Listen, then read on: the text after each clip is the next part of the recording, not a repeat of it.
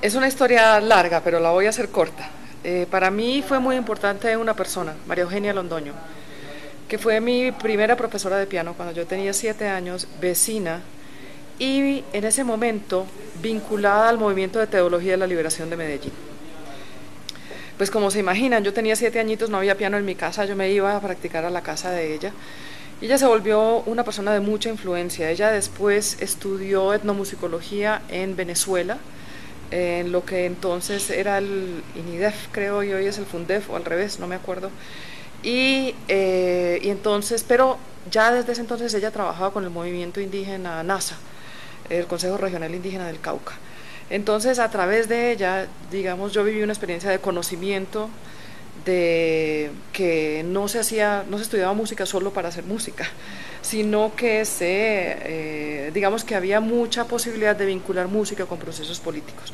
Yo a los 12 años, por ejemplo, estaba con ella editando un video en esa época en Betamax, con un indígena NASA, líder de movimiento musical NASA, para las escuelas NASA.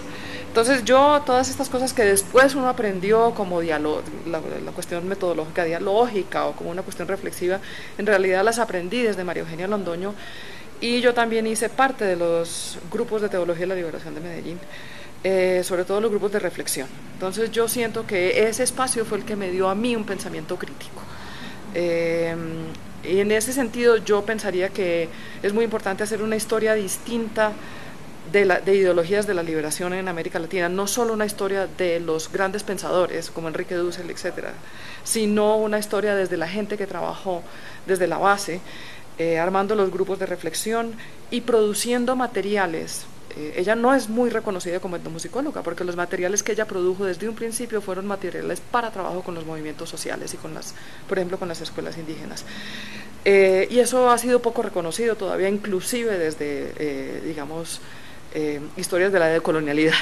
Entonces, para mí la trayectoria fue muy marcada por María Eugenia Londoño y por una época histórica, francamente, en donde pues es una música que yo no escucho hoy en día, pero sí en esa época de música de protesta, en donde había una relación clara entre música y política.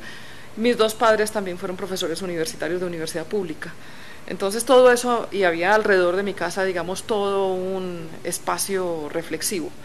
Y todo eso me marcó muchísimo. Entonces yo creo que fue unas coincidencias de infancia y de adolescencia muy marcadas por personajes que mezclaban la práctica de las artes con el espacio de la universidad pública, con la reflexión.